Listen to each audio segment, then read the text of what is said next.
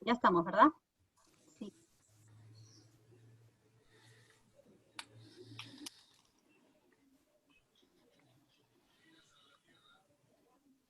Muy buenos días con todos. Primero me gustaría agradecer a los invitados que nos acompañan el día de hoy por destinar un tiempo importante en sus recargadas agendas. Al viceministro de Prestaciones, Víctor Bucángel, al doctor Eduardo Payet, jefe institucional del INEM, a la doctora Reina Bustamante, directora ejecutiva de la Dirección y Prevención y Control de Cáncer del Ministerio de Salud, a la doctora Patricia Pimentel, directora del IETSI en Salud, en este webinar que el día de hoy les vamos a compartir sobre buenas prácticas en la atención y tratamiento de enfermedades complejas durante la pandemia. Un tema que cada día se vuelve más relevante por la falta de continuidad de atención y tratamiento causada por la emergencia que se está viviendo el día de hoy a causa del COVID. De hecho, los esfuerzos de nuestras instituciones en el sector salud durante esta crisis y sus recursos humanos, quienes están al frente dando la batalla, ha sido notable ante las presentes circunstancias sobre todo. Medidas como la activación de la telemedicina, la teleorientación, el telemonitoreo, el desarrollo de documentos técnicos para pacientes oncológicos o los programas específicos para pacientes crónicos como Padomi crónico o farmacia vecina en salud o el programa de 100 metros en MINSA, vienen mitigando las serias brechas en la continuidad de atención de esta pandemia para los pacientes no COVID que están de alguna manera afrontando enfermedades crónicas y complejas muy considerables, donde el nivel de mortalidad está siguiendo una tendencia importante en términos de cifras que vamos a ver a continuación como resultados de este estudio.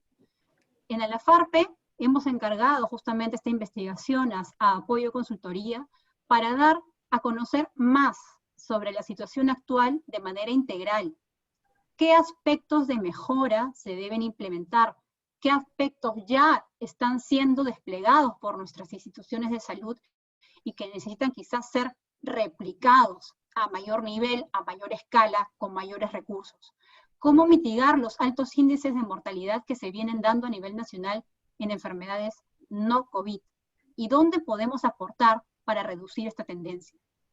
Desde nuestro punto de vista es muy importante desplegar esfuerzos entre sectores público, privado, sociedad civil, para reforzar estas medidas que reduzcan los riesgos de mortalidad de otras enfermedades y asimismo disminuir la carga de los servicios sanitarios y de nuestro personal de salud. De esta manera se va a poder asegurar una atención oportuna del paciente con servicios de salud con los altos estándares de calidad. En la FARPE siempre vamos a estar comprometidos en desarrollar estas alternativas que contribuyan con el bienestar de los pacientes, pues tenemos la seguridad que el esfuerzo conjunto hoy por hoy es indispensable para trabajar a favor de ellos. De hecho, nuestro hashtag del día de hoy es Cada Día Cuenta y esperamos que puedan tener la información indispensable con toda la información que se les va a dar el día de hoy. Voy a dar pase a las palabras inaugurales del viceministro Víctor Bucángel, viceministro de Prestaciones del Ministerio de Salud. Doctor Bucángel, muchas gracias. Muy buenos días, Ángela, y muy buenos días a todos los presentes. En principio, solo mencionarles que les voy a acompañar unos minutos porque tengo que acompañar a la señora ministra en otra reunión. Pero se encuentran dentro de este webinar el doctor Eduardo Payet y también el doctor Herbert Revilla, que va a acompañar conjuntamente a un conjunto de asesores para tomar nota de todas las intervenciones y todas las acciones que nosotros pudiéramos de manera colaborativa ir trabajando. En principio, agradecer a la FARPE por este espacio, en donde, que tiene como título este webinar, Buenas prácticas en la atención y tratamiento de enfermedades complejas durante la pandemia. Efectivamente, en este proceso de pandemia, nosotros hemos dividido este proceso tanto en la parte de COVID y no COVID. Y esta parte de aprender y poder tener nuevos mecanismos para poder afrontar esta segunda parte del proceso que se viene, sobre todo en la atención de enfermedades crónicas. Asimismo, se necesita de ver estas nuevas experiencias o nuevas intervenciones o nuevas prácticas para poder orientarlas en nuestros servicios, principalmente en el segundo y tercer nivel de atención. Una prueba de ello es que el Instituto Nacional de Enfermedades Neoplásicas ha ido trabajando en este contexto y tiene, entiendo, experiencias muy exitosas sobre el particular. Asimismo, otras instituciones del Ministerio de Salud y tanto de Salud también tienen iniciativas vinculadas a abordar este problema sanitario, pero tiene una focalización muy particular y quisiera ponerlo en contexto en este proceso. Hay un decreto de urgencia que es el 017, que es el de cobertura universal en salud, que está pendiente de implementar los planes, y uno de esos tópicos puntualmente está referido a las enfermedades complejas, ¿no? A las enfermedades de alto costo, a las enfermedades raras y huérfanas.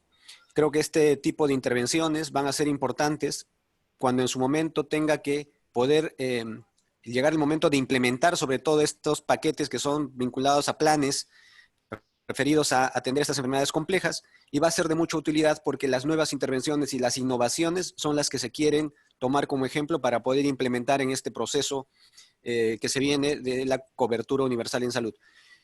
Dicho esto, quiero agradecer a todos ustedes por su atención, y va a ser de muy fructífera seguramente este webinar para poder sacar algunas conclusiones y poder en algún espacio tener que implementarlos o discutirlas ya con el conjunto de expertos que tiene también tanto el Ministerio de Salud y ustedes también. Muchas gracias a todos por su participación.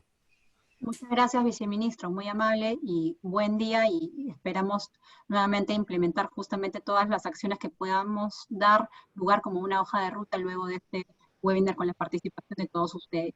Y ahora voy a dar pase y el agradecimiento también a Apoyo Consultoría. Este estudio está a cargo de Miguel Figallo, economista asociado de Apoyo Consultoría, quien nos va a dar los resultados de este estudio. Muchas gracias, Ángela, gracias por la oportunidad también y al panel de lujo que han podido convocar, la verdad. Les voy a hacer una presentación del estudio que hicimos y claro, como bromeando, alguien me comentaba, ¿no? Oye, con todo esto lo que está sucediendo, los temas políticos, ¿no? Oye, no, qué mala fecha, ¿no? Para un webinar de esto. Y yo pensaba todo lo contrario, ¿no? No hay que, incluso en épocas muy convulsionadas, no hay que olvidar cuáles son los temas importantes. Y claramente el tema de salud y el tema de los pacientes, es siempre un tema importante y más importante en momentos como los que vivimos actualmente. Y justo quiero empezar por ese lado, ¿no? El sector de salud ha estado abandonado en el Perú por muchos años, y creo que hay que, para entender un poco los efectos que está teniendo esta crisis sobre los pacientes COVID y sobre los pacientes no COVID, hay que entender cómo nos agarra toda la pandemia, ¿no? Y nos agarra debilitado. Tenemos, comparado con países de la región, pocos recursos humanos en relación a nuestra población, y bastante centralizados en ciertas ciudades. Tenemos infraestructura que necesita renovación, o en algunos casos más infraestructura, y tenemos un gasto en salud que está muy, muy por debajo de la media de la región.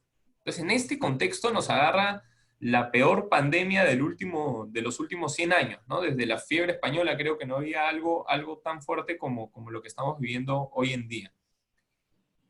Y claro, en este contexto, lo que comienza a pasar es que se comienza a producir un exceso de muertes, ¿no? Y esta gráfica creo que ya todos nos hemos vuelto casi expertos en revisarla, pero igual les voy a hacer un resumen de los datos del SINADEF. Ese color plomo claro que ven en pantalla es la mortalidad que se generó en 2019, ¿no? Día a día, entre los meses de febrero y septiembre. Esta es la fecha en la que se detecta el primer caso COVID. Y estos son las muertes en exceso confirmadas que se han producido a causa de COVID. Sin embargo, hay otras muertes que, claro, estos son los pacientes que han muerto teniendo una prueba de COVID que decía, sí, este paciente tenía COVID. Pero han muerto bastante más personas. Algunos de ellos se han muerto con sospecha de COVID, es decir, el doctor no tenía la prueba, pero ha señalado que es muy posible o en cierta medida probable que estas personas hayan muerto también de COVID a pesar de no haber tenido la prueba. Y este es este grupo, que también es un grupo importante.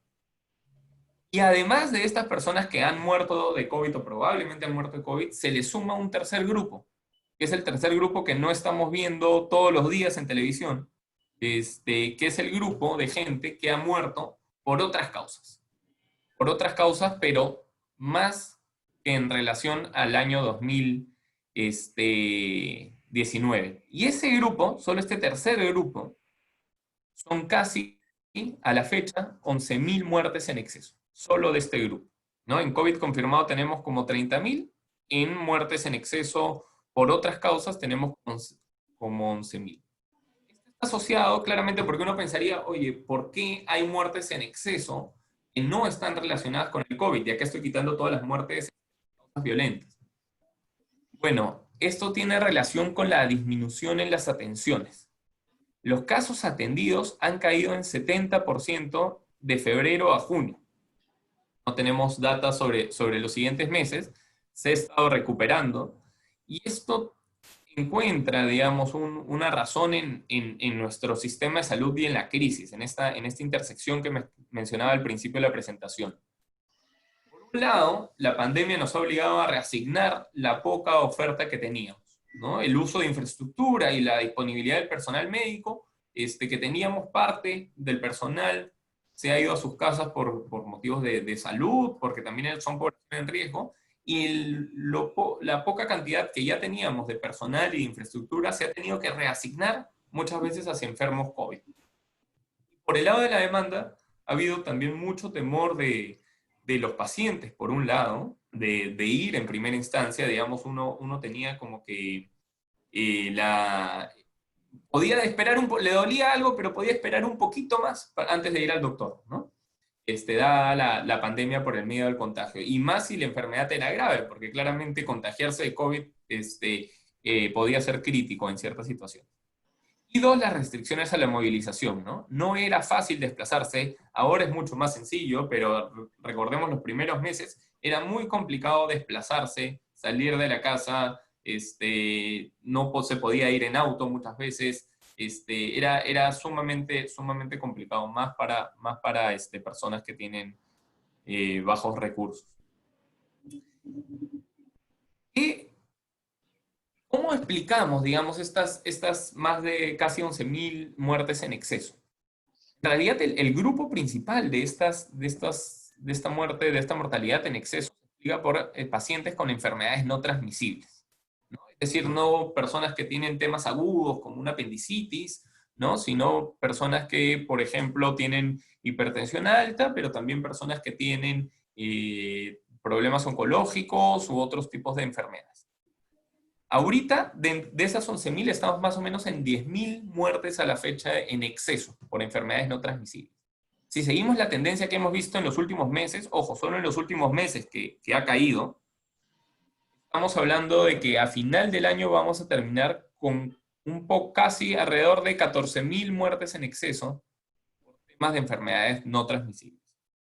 Y dentro de este grupo hay un conjunto de pacientes especialmente vulnerables. ¿Qué características tienen estos pacientes? Bueno, hemos visto 5 características. La primera es que el tratamiento es costoso. Por ejemplo, pensamos dentro de los enfermos crónicos,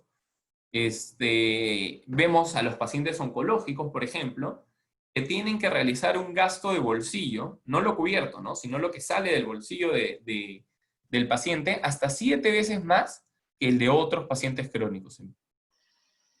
Vemos que son un grupo de pacientes que tiene alto riesgo por interrupción en el tratamiento, ¿no? No es, oye, si me olvidé una pastilla, bueno, ya qué importa, no. En este caso son pacientes que si interrumpen el tratamiento, pueden tener graves consecuencias a la salud. Y acá hay un caso, por ejemplo, una cita a la doctora Ana Plotzel, que menciona que en el caso de enfermos que tienen enfermedades raras o huérfanas, suspender el tratamiento puede afectar significativamente y de manera irreparable la salud de este grupo de población. Lo tercero es que imposibilita trabajar, ¿no? el deterioro de estas enfermedades hace que la persona no pueda trabajar. Y muchos de estos enfermos, de estos pacientes oncológicos o que tienen enfermedades raras y huérfanas, por ejemplo, son también el sustento económico a la vez de su hogar.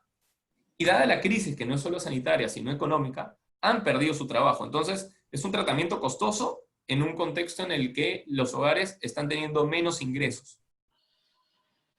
Además, no solo es el impacto en el paciente, sino tienen mayor impacto en el entorno familiar, ¿no? Siempre tener un paciente, un familiar enfermo, y creo que esto, seamos doctores, especialistas en medicinas, no especialistas, todos hemos tenido un paciente cercano y todos hemos sido pacientes alguna vez. Y sabemos que el efecto en el entorno familiar es fuerte. Más fuerte aún si la enfermedad es una enfermedad discapacitante, catastrófica, y que genera bastante deterioro a la salud. Y por último, son tratamientos que debido a su complejidad, su tratamiento está muy centralizado en el país. Alrededor, por ejemplo, del 76% de los pacientes con enfermedades raras y huérfanas se tienen que atender en Lima. En el tema oncológico, si bien ha habido esfuerzos por hacer cierta descentralización, ¿no? Y tenemos los IDEN. El INEN siempre ha sido el centro de referencia donde se atiende en Lima, y los hospitales de Lima son los hospitales donde se puede atender casos más complejos y la mayor cantidad de casos. Entonces, claramente, dentro de estos enfermos que tienen enfermedades no transmisibles, hay un grupo de gente que tiene enfermedades mucho, mucho más complejas que deben ser vistos y a los cuales se ha abocado este estudio. Básicamente, lo que hemos visto es que durante la atención de la pandemia, dadas las características que tiene nuestro sistema de salud, se ha restringido no solo el tratamiento de ciertos pacientes, sino también incluso el diagnóstico, ¿no? No iba al hospital. Siendo los que tienen más vulnerabilidad aquellos con enfermedades discapacitantes catastróficas. Entonces nos hemos centrado en dos tipos de pacientes, en los oncológicos y en los enfermos, en los que tienen enfermedades raras y huérfanas. Y hemos tratado de ver cuál ha sido el impacto en los pacientes, 1. 2, hemos visto cuál puede ser el impacto en el presupuesto de no atenderlos, en el presupuesto público. Y 3, hemos tratado de, en base a la experiencia internacional y la experiencia de otros países, conocer iniciativas y ver qué cosas se pueden hacer mejor en el Perú. Sobre el impacto, lo que tenemos es, volviendo al tema de las atenciones, es la estimación de los casos atendidos oncológicos en los establecimientos de salud del MINSA, ¿no? Esto quita de lado, no tiene, hago ahí el disclaimer, no incluye pacientes del INEN o de salud que no están sistematizados en la data que presenta el MINSA. Este es el nivel normal de casos atendidos mes a mes, ¿no? Alrededor de 30.000 casos se atienden mes a mes en los establecimientos de salud del MINSA, en un año normal, en el 2019. ¿Qué ha pasado durante la pandemia? Bueno, durante la pandemia se ha reducido drásticamente los casos atendidos, ¿no? Cayendo en abril, que fue el mes más fuerte, en vez de 28.000 casos atendidos, solo se atendieron 5.000 casos, ¿no? Es un sexto.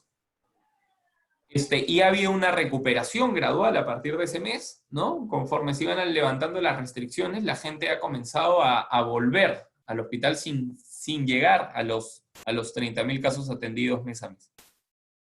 ¿Cómo se ve esto a futuro? Bueno, hemos trazado tendencias, una normal, digamos, que es si todo continúa como ha venido ocurriendo, si mantenemos la tendencia, una pesimista y una optimista. En el mejor de los casos, estamos hablando de que a final del año, 38% de casos oncológicos no se van a ver atendido en las redes de salud pública. 38%. Y en un país, y esto quizás después lo pueden los panelistas explayarse un poco más, pero en un país donde ya tenemos un diagnóstico tardío de cáncer, demorarse puede ser fatal para el paciente, ¿no? ¿Por qué? Y acá vemos que nos muestran las cifras, ¿no? De estos casos que no se han atendido, muchos eran pacientes nuevos, alrededor del 18%. Estamos hablando que a junio, 13.000 casos por diagnóstico no se han atendido. Y cada mes que un paciente no es diagnosticado, cada mes que un paciente espera, su tasa de supervivencia se reduce en 2 puntos porcentuales. Y eso es, yo la verdad no tuve que ver con el tema comunicacional y con el hashtag del evento, que es cada día cuenta, pero es que es cierto. Al final cada día cuenta, cada momento en que nos vamos demorando en hacer el diagnóstico o cada día que interrumpimos el tratamiento puede ser fatal para los pacientes, sobre todo en este tipo de enfermedades. En el caso de tratamiento pasa algo similar. En el caso de tratamiento, alrededor de la mitad de pacientes han visto agravada su enfermedad y esto está relacionado con que muchos pacientes no han podido tener acceso a tratamientos o a sus medicamentos en su domicilio. Es decir, tienen que ir todavía estos enfermos con complejidad alta al hospital. Entonces es inevitable, claramente, porque las condiciones del hogar no se prestan a llevarle el tratamiento a su domicilio, pero en otros casos quizás sí hubiera sido posible. Esto lo vamos a ver un poco más adelante cuando veamos las recomendaciones. Aterrizando esto en los efectos que tiene, vemos la gráfica de mortalidad solo para pacientes oncológicos. Vemos la línea gris, que es la mortalidad al año 2019, y vemos cómo se ha comportado la mortalidad por temas oncológicos año, mes a mes. Si mantenemos de nuevo la tendencia de los últimos meses, vemos cómo se va a comportar a diciembre de este año, alcanzando más de 2.500 muertes en exceso por temas oncológicos. Y la historia, cuando vemos los enfermos con enfermedades raras, los pacientes que tienen enfermedades raras y huérfanas, en realidad casi que se repite, ¿no? Números más, números menos, a pesar de que las cifras son distintas, los casos son distintos, la historia es exactamente la misma, lamentablemente. Tenemos un nivel de casos, el cual disminuyó a partir de la pandemia, y cuya recuperación es progresiva, y estamos hablando de que en el mejor de los casos, en pacientes con enfermedades raras y huérfanas, alrededor a final del año habremos atendido un tercio menos de casos en todo el año. Un tercio menos en enfermedades cuyo nivel de vida depende del tratamiento. Y acá nos hemos centrado solo en la parte del tratamiento, ¿no? Y acá hablamos, esto la verdad fue no sé si estarán viendo ahorita el webinar, espero que sí, pero nos reunimos con la Asociación de Pacientes para entender muy, muy de cerca su perspectiva. Y nos comentaban cómo ellos habían recogido información, porque tiene una red, digamos, de distintos pacientes, cómo habían enfrentado muchas veces el cierre de su hospital, y a pesar de haber enfrentado el cierre, porque claro, los establecimientos, recordemos, se volvieron establecimientos, sobre todo al principio de la emergencia, establecimientos COVID, no pudieron tener acceso a telemedicina de manera integral, ¿no? El 41% de estos enfermos, de estos pacientes, dejaron su medicación en enfermedades que pueden ser sumamente discapacitantes, ¿no? Claramente esto tiene como correlato que el 38%, un porcentaje similar, siente que ya no puede solucionar sus problemas de salud. Eso es lo que mencionan hoy en día los pacientes. Y un tema que a mí, hablando con la Asociación de Pacientes, me llamó mucho la atención es que, claro, cuando hablamos de cronicidad, hablamos de enfermedades no transmisibles, enfermedades raras y huérfanas, uno tiende a pensar primero en adultos mayores y luego en adultos, ¿no? Pero este dato creo que fue bastante sorprendente. El 75% de estos pacientes son niños, ¿no? Estamos hablando de tratamientos que digamos, que tienen que ver que se tratan muchas veces en el hospital del niño y que tienen que ver con pacientes dentro de los vulnerables, quizás los más vulnerables. Esto ya debería ser suficiente evidencia o, digamos, suficiente motivo para llamar a la acción y hacer cambios y tratar de mejorar la situación dentro de lo posible, ¿no? Pero hay una arista más en este tema, ya no ligada al paciente, sino ligada al tema de los recursos y de las finanzas públicas. Y es el tema del presupuesto, que si bien es un tema más frío, también es relevante dentro de la gestión pública. El presupuesto para las enfermedades, digamos, para las enfermedades no transmisibles, para las enfermedades oncológicas, VIH, salud mental, a inicios del año se había incrementado y había puesto énfasis en ciertos temas que habían estado desatendidos los años previos, ¿no? Se había incrementado muy fuertemente el tema de los cuidados paliativos a domicilio para el tema oncológico, y se está también poco a poco incrementando el presupuesto para salud mental. Llegó la crisis y parte de este presupuesto se reasignó al tratamiento de la pandemia, cosa que es lógico. Había que atender la pandemia, había que comprar pruebas, había que hacer, ampliar número de camas, ampliar establecimientos UCI, y es lógico que al principio parte de este presupuesto se haya reorientado. Pero no olvidemos, en este caso de enfermedades, el impacto no solo es para los pacientes, sino también para el presupuesto. Atender un enfermo, es un paciente con cierta enfermedad compleja, es más barato muchas veces al principio de la enfermedad. Y acá vemos un ejemplo clarísimo, que es el tema del cáncer de mama. Es el doble de caro atender a un paciente con cáncer de mama en el estadio 4 que en el estadio 1. El mismo paciente. Y además, tiene mucha menos probabilidad de sobrevivir, ¿no? Entonces, incluso en términos presupuestales, es estratégico tratar de diagnosticar lo antes posible y tratar de atender lo antes posible a estos pacientes. Y es parte, de hecho, si uno ve, por ejemplo, en el tema oncológico, es parte de la estrategia que ha hecho el Estado desde ya casi 5 años atrás, con el Plan Esperanza. Se comenzó, mencionaba al principio de la presentación, que ese es un país de cáncer tardío, de que la mayor parte de enfermos, de pacientes, se diagnostican su cáncer en estadio 3 o 4. Y esto poco a poco, año a año, se iba retrocediendo. Cada vez había un diagnóstico más temprano. Bueno, dado que no se están habiendo atenciones o se ha reducido las atenciones por diagnóstico también, esperamos que haya un embalse y que haya un retroceso, digamos, ¿no? Y haya también no solo un efecto en los pacientes, sino un efecto probablemente en el presupuesto público en los próximos años. ¿Qué es lo que hay que hacer, no? No solo hay que quedarse en el diagnóstico, sino en ver qué es lo que podemos hacer. Y para esto nosotros recopilamos un conjunto de evidencia y un conjunto de prácticas que se están desarrollando en otros países de la región. Y acá, claro, quizás con algún sesgo, lo debo reconocer al principio, uno tiende solo a mirar afuera, pero cuando estábamos viendo afuera nos dimos cuenta que adentro, en Perú, también habían algunas experiencias exitosas que no se han diseminado alrededor necesariamente de todos los hospitales o todas las prácticas, pero sí son dignas de recalcar y que muestran que son claramente posibles de replicar, ¿no? Para comenzar, en el tema de atenciones, ¿no? Que es el primer cuello de botella y que es lo que hace muchas veces que el paciente no pueda ni diagnosticarse. Vimos que en Perú se implementó rápidamente el tema de teleconsultas y el tema de prescripción y muchas veces administración de las medicinas de manera remota.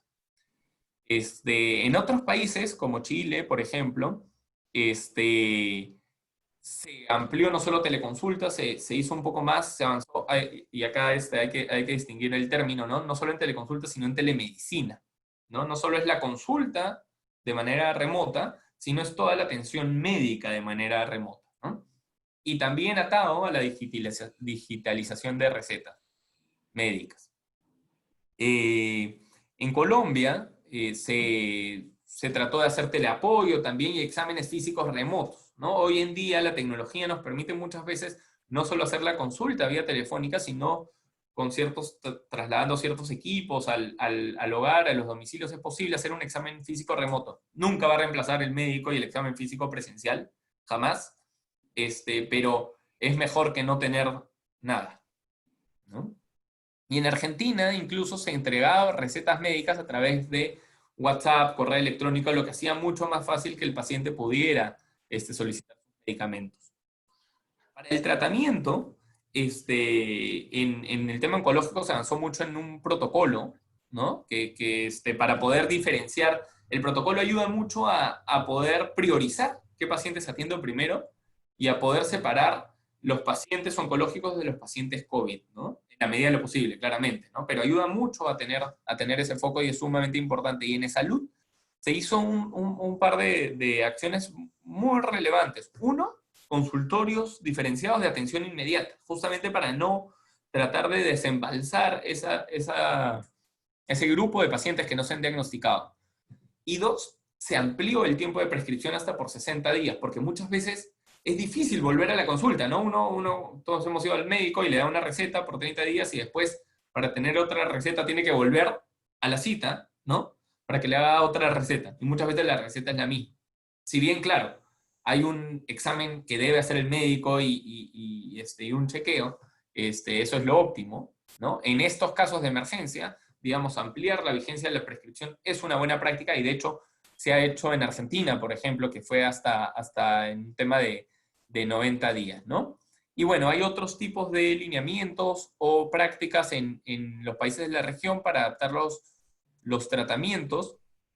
En Chile, por ejemplo, no solo se quedó de nuevo en la teleconsulta, sino subprocesos para luego de la teleconsulta. ¿Qué pasa si yo necesito un examen? ¿Dónde voy? ¿Qué hago? ¿No? ¿Cómo me lo tomo? Sin, evidentemente, disminuyendo el riesgo de contagio. Incluso en Argentina, ¿no? En temas, bueno, esto los deben saber ustedes bastante bien, pero en temas de enfermedades complejas muchas veces no solo es el médico tratante del que depende la medicación, sino que el médico tratante sugiere una medicación con un conjunto de exámenes médicos, exámenes clínicos, el paciente y la sugerencia del doctor, esto se eleva a un comité farmacológico que aprueba, digamos, la medicación específica para este paciente complejo, ¿no? Y esto tiene que ver con todo un trámite y un proceso administrativo dentro del sistema de salud que hoy día claramente está trabado por la restricción de todo el personal, incluso del personal administrativo que trabaja a distancia. Entonces, en Argentina se planteó que el médico de cabecera, el médico tratante, era podía estar encargado de la postergación de los tratamientos oncológicos, ¿no? Y que podía saltarse, digamos, algunas de estas consultas o de estos procesos, que no es lo óptimo, de nuevo. En una situación de emergencia, quizás es mejor. Y por último, la entrega de tratamientos. Y acá el caso de salud con farmacia vecina creo que es muy ilustrativo de lo que se ha podido hacer para dar el medicamento que necesitaban enfermos crónicos, ¿no? Con hipertensión, con diabetes a domicilio. Pero se dejó de lado, por temas logísticos muchas veces, otros tipos de medicamentos más complejos. Por ejemplo, todos los medicamentos que requieren cadena de frío no son otorgados al paciente, sino que el paciente va. Yo conozco el caso, por ejemplo, de una paciente con esclerosis múltiple que tiene que ir, digamos, al hospital a recoger sus medicamentos y exponiéndose, ¿no? Entonces, claramente, ahí hay un espacio quizás para la mejora que se ha visto en otros países.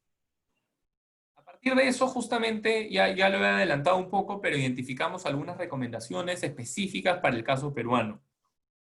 En el caso de atención, claramente está el tema de que hay una limitación en que no podemos hacer los exámenes clínicos a distancia, ¿no? Y las plataformas de telemedicina son limitadas todavía y se orientan solo al tema de teleconsultas. La recomendación es ir muy fuerte al tema de telemedicina. Ahí hubo un webinar de la Embajada de Canadá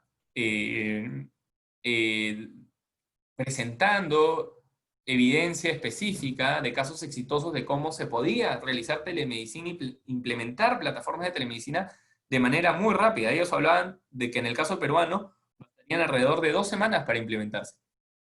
Y Canadá es un buen ejemplo porque a pesar de que tiene más recursos, es un país bastante extenso, con poca densidad poblacional y con poblaciones muy alejadas, muy remotas, que se atienden generalmente a través de temas de telemedicina. Hay personal hoy día en la casa, como mencioné al principio, hay personal de salud, el personal de salud también son personas, y muchos de ellos están en sus casas por riesgos personales. pueden, sin embargo, atender de manera virtual. Hay que generar incentivos para que el personal médico que está hoy en sus casas pueda atender de manera virtual y tratar de digitalizar las recetas, ¿no? No solo basta ampliar la prescripción, sino tratar de digitalizarlas y mandarlas. De nuevo, no es lo óptimo, pero en este caso puede ser bastante útil. En el caso de adaptación de tratamientos, el tema de expedientes técnicos y todos, de expedientes clínicos y todos estos procesos administrativos, digamos, detrás, limitan muchas veces la continuidad del tratamiento de los enfermos con enfermedades complejas. Y lo que pasa es que se genera una crisis aguda y el paciente llega a través de emergencias, que es recién cuando se trata. Entonces hay que delegar al médico tratante y hay que proteger de alguna manera al médico tratante para que pueda decidir sobre la continuidad del tratamiento, ¿no? Con la evidencia que pueda recabar. En algunos casos el médico dirá, no, este paciente sí necesita este examen de manera prioritaria, ¿no? Pero hay que tratar de delegar la labor al médico tratante, pero también blindarlo. Porque muchas veces después se acusa al médico de negligencia o de otros tipos de cosas que hay que tratar también de evitar. Hay que ampliar la vigencia de recetas médicas. Esto es el caso de salud, por ejemplo. Esto es una práctica peruana que hay que ampliar y llevar a otras partes. Y adaptar los tratamientos para la atención domiciliaria. Esto creo que es muy importante. En otros países de la región que han sido exitosos, por ejemplo el caso uruguayo, parte del éxito, ellos tenían un mejor sistema de salud que el nuestro, ¿cierto? Pero parte del éxito es que han podido llevar los tratamientos al domicilio, ¿no? Hay que, y acá me van a disculpar, pero hay que dejar de pensar en la institución hospitalaria como el centro de la gestión de salud y hay que pensar en el paciente como el centro de la gestión de salud. Creo que eso es lo más importante. Y esto es uno de los mensajes que nos trae también la pandemia. En el caso de los tratamientos, muchas veces el mismo tratamiento puede cambiarse hay tratamientos, digamos, más nuevos, que hacen que la terapia, en vez de que sea vía infusión, por ejemplo, pueda ser una terapia oral. El mismo medicamento, incluso en algunos casos, por ejemplo, en el trastuzumab tienes de aplicaciones de vía infusión, subcutánea o oral.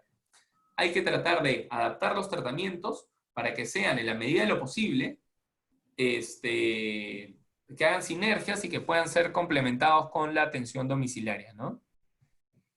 La priorización del diagnóstico oportuno, bueno, esto también es sumamente importante para el tema de la adaptación.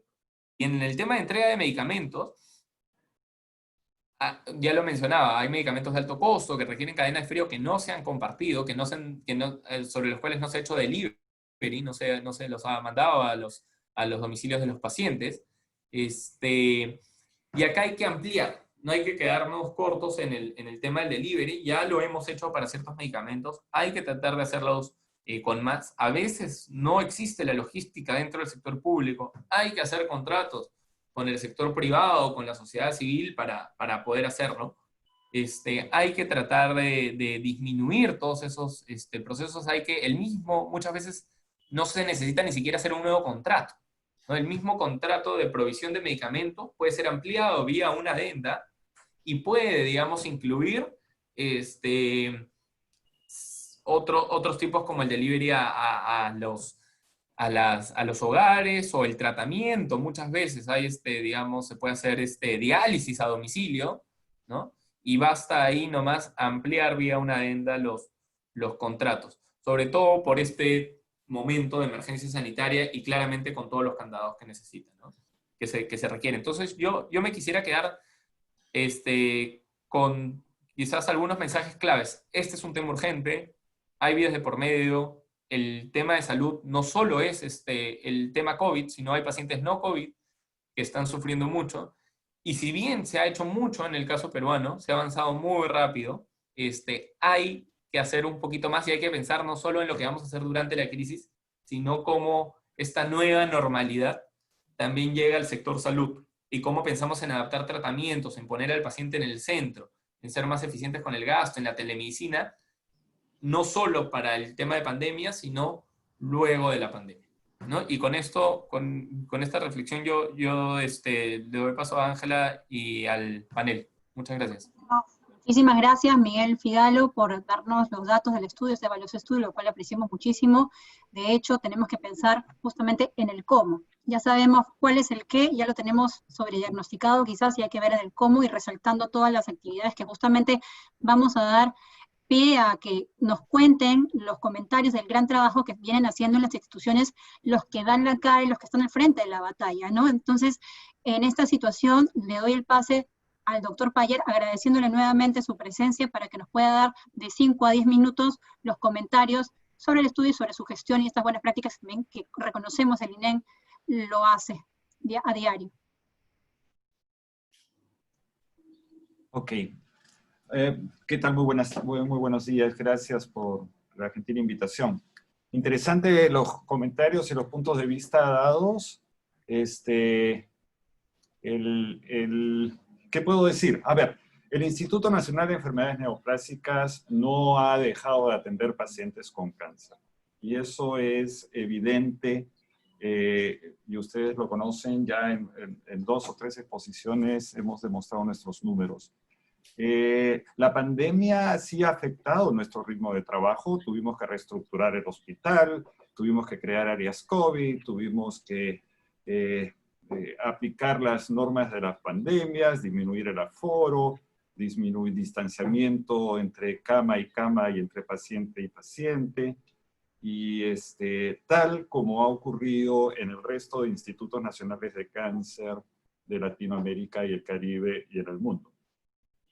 El número de operaciones disminuyeron, el número de atenciones también. Sin embargo, esto planteó la necesidad de que nosotros hiciéramos estrategias que ustedes ya las conocen y que las hemos, y que se han ido recuperando.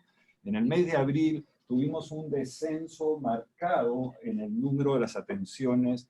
Habitualmente el instituto recibe 13.500 nuevos casos de cáncer al año. Y hicimos un cálculo de lo que hemos estimado que ocurre en el Perú para el año 2020. Ustedes en forma repetida usan la data de Globocan, que no es un número más que estimaciones dadas por el Registro de Cáncer de Lima Metropolitana para el último Globocan 2018. Y basado en eso es lo que se calcula. Y se calculó que para el año 2018 iban a haber 66.000 nuevos casos de cáncer. Pero en ese mismo periodo de tiempo se estima que 33.000 pacientes con cáncer, no son los mismos que se diagnostican ese año, fallecerían. O sea que la mortalidad cáncer conlleva inclusive a una mortalidad esperada. Ahora, nosotros hemos estimado que para el año 2020 han habido 70.000 nuevos casos de cáncer. Eso significa que mensualmente aparecen 6.000 nuevos casos de cáncer. Si nosotros analizamos los datos, nosotros hemos estimado que el Instituto Nacional de Enfermedades Neoplásicas atiende el 20% de esos casos. Otro 20% en las instituciones de hospitales generales del Ministerio de Salud repartidos en todo el Perú. 20%, otro 20% atendido por la Seguridad Social. Un porcentaje pequeño en las Fuerzas Armadas y un porcentaje pequeño en el sector privado. Pero 30% de los casos no son diagnosticados. De hecho, ese es un problema. Así que en las interpretaciones que hagamos nosotros sobre los cálculos interesantemente presentados por el doctor Figalo, en el análisis que ha hecho, hay que interpretar la situación real. Yo puedo hablarlo del Instituto Nacional de Enfermedades Neoplásicas. Nosotros mensualmente recibimos un promedio entre 1.500 pacientes nuevos cada mes. Entre 1.300 y 1.500. En el mes de abril bajó a aproximadamente 200 nuevos casos, 192 nuevos casos de cáncer. ¿De acuerdo? Y en el mes de mayo, junio y julio hemos aumentado progresivamente la recepción de nuevos casos, de tal forma que en el mes de agosto hemos recibido 1.070 nuevos casos de cáncer. Esto es importante analizar porque, de hecho, afectó los efectos de la pandemia, las limitaciones y todas las cosas que hemos dado. Pero no dejamos de atender pacientes. El número hicimos en este periodo de tiempo, de marzo a agosto, hicimos 12.970 sesiones de quimioterapias ambulatorias en niños y adultos. Hicimos 26.500 sesiones de radioterapia ambulatoria. Y el número de intervenciones quirúrgicas sí bajó a un 28%, tal como ha ocurrido en todo el mundo. Ustedes habrán revisado la literatura y se calcula que más de 28 millones de intervenciones quirúrgicas han sido suspendidas en el periodo de la pandemia, y principalmente en los pacientes con cáncer. Entonces, de hecho, es un tema que debemos analizar fríamente y tratar de activar.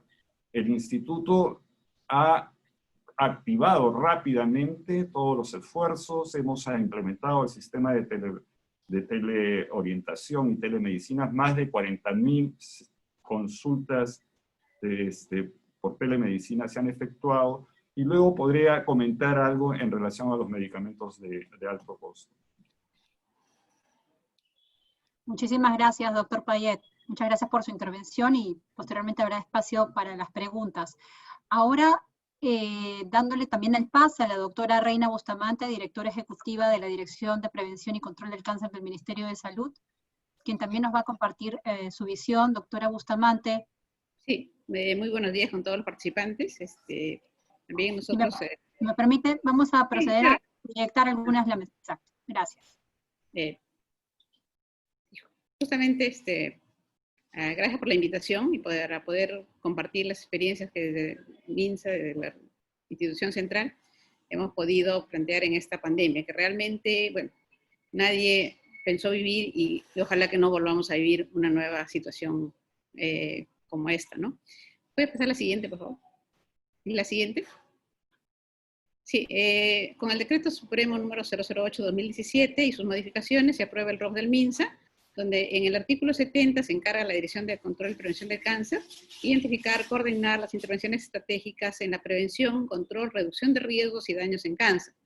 Por lo tanto, una vez decretada la emergencia sanitaria el 15 de marzo, obviamente esto correspondía a nuestra dirección realizar aquellas intervenciones estratégicas que pudieran disminuir en algo, atenuar en algo ese daño que iba a ocasionar de todas maneras esta pandemia, ¿no?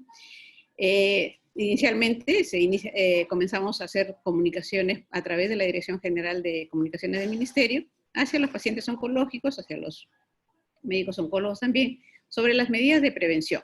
Las que se han quedado, se van a quedar por mucho tiempo y creo que nos va a ayudar bastante, como el lavado de manos, el uso de mascarilla, el distanciamiento físico, ¿no? Se programaron reuniones semanales con coordinadores regionales de DIRESAS, JERESAS, DIRIS, hospitales de Lima, institutos especializados para la organización de los servicios y seguimiento de los pacientes ya diagnosticados, ¿no? La siguiente. Entonces, dentro de las normas que corresponde a la Dirección de Control y Prevención y Cáncer, se pudieron emitir dos. Una relacionada, que fue promulgada el 1 de abril, que es la Directiva Sanitaria para la Detección Temprana y Atención de Cáncer en Niño y Adolescente. Alguien de comunicación me decía, pero ¿cómo en plena pandemia están sacando una directiva que tiene que ver con cáncer? Porque entenderán que nunca es una prioridad cáncer, ¿no? Entonces, obviamente los niños son justamente una población vulnerable en todos los aspectos y más aún los niños con cáncer. Entonces, con esta directiva lo que buscamos es hacer la capacitación correspondiente a los primeros niveles de atención para que estén atentos ante aquellos signos y síntomas que puedan involucrar un probable cáncer en los niños, ¿no? Y obviamente con la pandemia están sufriendo mucho, ¿no? Otro documento técnico que sacamos fue el manejo de los pacientes oncológicos en la pandemia por COVID-19, que salió con la resolución ministerial 262 el 8 de mayo del 2020. Con esta directiva lo que se propulsó fue la organización de justamente los establecimientos o aquellos servicios oncológicos para que puedan organizarse haciendo que, diferenciando las áreas COVID de los no COVID. Obviamente nuestros pacientes deberían ser no COVID. Así sea el establecimiento muy pequeño, igual tenían que organizarse con las señalíticas, con todas las medidas que simultáneamente se determinaban a través de la dirección igual de acá de intervenciones estratégicas, ¿no? Siguiente. En el monitoreo que le corresponde a nuestra dirección, en el 2020 se ha podido realizar a nivel nacional como 739.400 consejerías. El tamizaje a nivel nacional, a pesar de que se ha disminuido, se han podido realizar en diferentes tipos, 418.000. Se ha rediseñado estrategias con el uso de la telemedicina. Obviamente no es una telemedicina muy sofisticada, se ha utilizado todo lo que podamos tener de implemento desde el teléfono, ¿no? Con ello se ha podido lograr consejería de prevención de cáncer en 35.753 personas.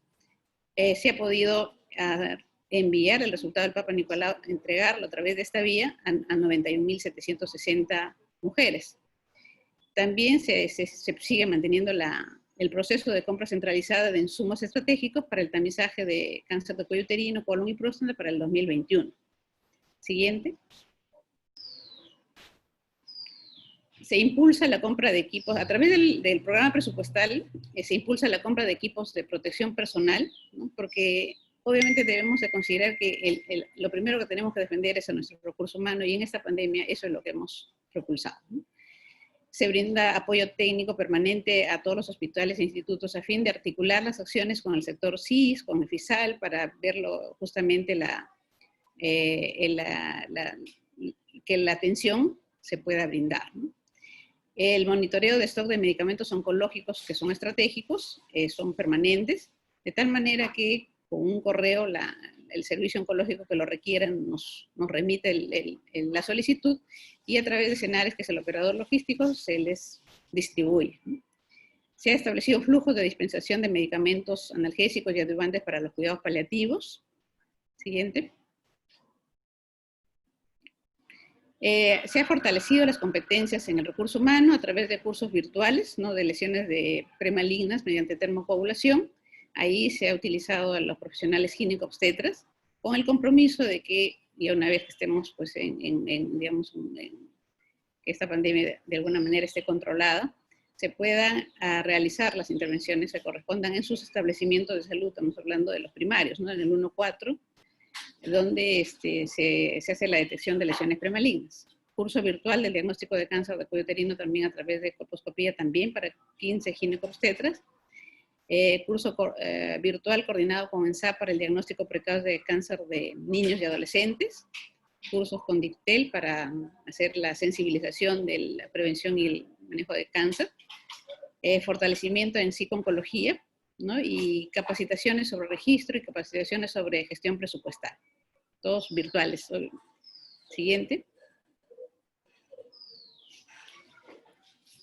¿Qué retos tenemos para la continuación? Sabemos que se ha reducido a un 30% todo lo que sea la atención en los establecimientos de salud por la cuarentena. Nuestros pacientes, por miedo, han dejado de ir a los establecimientos de salud, tenemos que buscarlos, ¿no? Eso es un reto. Creo que a nivel de todo el mundo también están haciendo los mismos. Los pacientes crónicos están dejando de visitar los establecimientos de salud. Sin embargo, se les está monitorizando, se les está tratando de ubicar, identificar y poder hacerles las llamadas correspondientes, ¿no? Y poderlos acercar con las debidas cuidados. En este sentido, por ejemplo, los hospitales lo que han hecho es llamar previamente al paciente que va a recibir quimioterapia, se les hacía el triaje COVID vía telefónica, y el día que tenían que tomarse su hemograma es el día que asistían al establecimiento, y al día siguiente es que recibían su quimioterapia. De tal manera que la permanencia en la institución o en el establecimiento de salud era mínima, ¿no? Se ha incorporado rápidamente lo que se ha manifestado la telemedicina, bueno, con teleorientación, con telemonitoreo, se está utilizando la teleinterconsulta, ¿no? De establecimientos cercanos hacia los establecimientos más lejanos, o sea, aquellos que tienen capacidad resolutiva. debemos entender que la telemedicina creo que se ha quedado y se va a quedar para siempre, ¿no? Es una herramienta que debemos de utilizarla, impulsarla, porque nos va a ayudar a que acerquemos a aquellos establecimientos que están lejanos, dada nuestra geografía. Y creo que esa ha sido una de las intervenciones que más rápidamente las hemos incluido. Estamos tratando de que todos los establecimientos cada vez mejoren utilizando esta herramienta. Ya sé que casi todos los hospitales de Lima están en esa capacitación porque DICTEL los está convocando. Al inicio, como entenderán, cada nueva gestión que se trate de hacer para el cambio de la persona es bien difícil. Sin embargo, creo que la pandemia nos ha ayudado rápidamente a activarnos como profesionales, ¿no? Siguiente. Y bueno, tenemos que seguir rediseñando estrategias. Hay que mejorar los registros de las actividades en los sistemas de información. Igual también debemos de propulsar un sistema de información unificado. Tenemos que articular la atención integral, por eso con la Dirección de Salud Mental estamos articulando para que el paciente y la familia puedan tener una atención más cercana a su domicilio. Es decir, Salud Mental está organizado con unidades comunitarias, ¿no? Donde hay psicólogos, y ahí es que un paciente que esté diagnosticado diagnosticado de cáncer va a poder tener la atención también respectiva con el apoyo psicológico pertinente, ¿no? Bueno, y tenemos que seguir elaborando lo que es material dirigido tanto a padres, a cuidadores, de paciente oncológico. Trabajo en multidisciplina para poder generar guías y mejores tecnologías, ¿no? Creo que nos queda un reto muy grande como ministerio para tratar de impulsar lo que es un sistema único de salud, ya que esto beneficiaría, y justamente al comentario que hizo el expositor en relación a que nuestra atención debe ser centrada a la persona, ¿no? Y no tanto estarnos diferenciando por quién lo financia o quién va a pagar la atención. Si hacemos la atención centralizada en la persona, creo que el beneficiado va a ser justamente el paciente, y eso es un reto grande, ¿no? Y yo creo que eso permitiría que estemos mejor armados para cualquier situación parecida a lo que estamos viviendo, ¿no? Yo al inicio, cuando apareció la pandemia, decía, si sistemas tan fuertes como el europeo han colapsado, el nuestro el nuestro tenía que sufrir iba a tener muchas consecuencias en relación a esto, ¿no? Europa pues se ha recuperado al mes y medio, ¿no? Nosotros ya estamos 6 meses, ¿no? Con las consecuencias. Sin embargo, veamos que ya han crecido las camas UCI. Creo que todos de alguna manera ya estamos conociendo mejor la enfermedad, y poco a poco creo que iremos restableciendo todas nuestras actividades. Obviamente, las medidas de bioseguridad yo creo que ya a malas las tenemos que aprender y las tenemos que mantener, porque no lo aprendimos en el 2010-11 con el H1N1, a poder siquiera estornudar cogiéndonos con el antebrazo. Yo creo que ahora sí, cuando estemos resfriados, en algún momento ya dejemos de usar la mascarilla. Bueno, el que tiene un resfrío va a tener que usar su mascarilla, ¿no? Un poco como la sociedad asiática. No, eso es lo que quería compartir, y realmente creo que las experiencias que nos están mostrando hoy día son muy valiosas, y para nosotros es muy importante, ¿no? Muchísimas gracias, doctora Bustamante, y en ambos casos gracias porque nos han explicado parte de las consultas del público, que son cómo explican el cómo, ya lo han explicado de alguna manera ambos, y también han hecho la labor y el esfuerzo de identificar los retos, ¿no? Los retos los cuales justamente nos proponen un desafío mayor para impulsar a ver el cómo y quizás encontrar sinergias en conjunto. Y voy a dar pase ahora a la doctora Patricia Pimentel, agradeciéndole nuevamente su participación el día de hoy, para que también nos pueda brindar una exposición sobre la gestión que están haciendo desde el IEPS y desde Salud para poder atender a los asegurados crónicos y con enfermedades complejas. Doctora Pimentel, muchísimas gracias.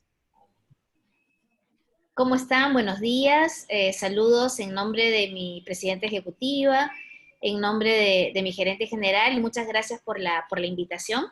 Voy a sacarme la mascarilla, ya estoy sola en la oficina. No sé si me puedes compartir la pantalla, Ángela. La opción, a ver si nos ayuda. Acá está. Sí. Ahí está. En pantalla completa, si se puede, porfa. Perfecto.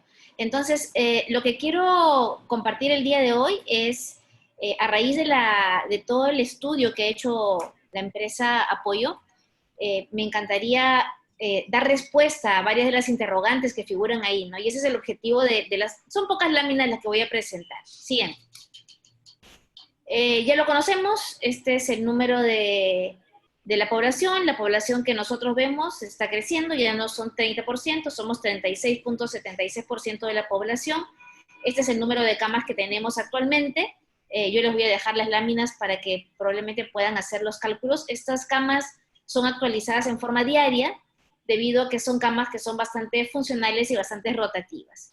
Siguiente, por favor. Esta es la data actualizada al día 13, y lo más actualizado que tenemos sobre la data de salud, sobre casos detectados, fallecidos, exámenes en ventilador. Siguiente. Y también algo importante, ¿no? Algo que dijiste, Ángela, en algún momento, ¿no? Mucho de nuestro personal se ha acogido al retiro. En total son 10.277 profesionales que se han acogido al retiro, entre médicos, enfermeras, tecnólogos, choferes, y se ha tenido que hacer el tipo de contrato tipo CAS-COVID, que son 15.096 a la fecha de hoy día en la mañana. Siguiente.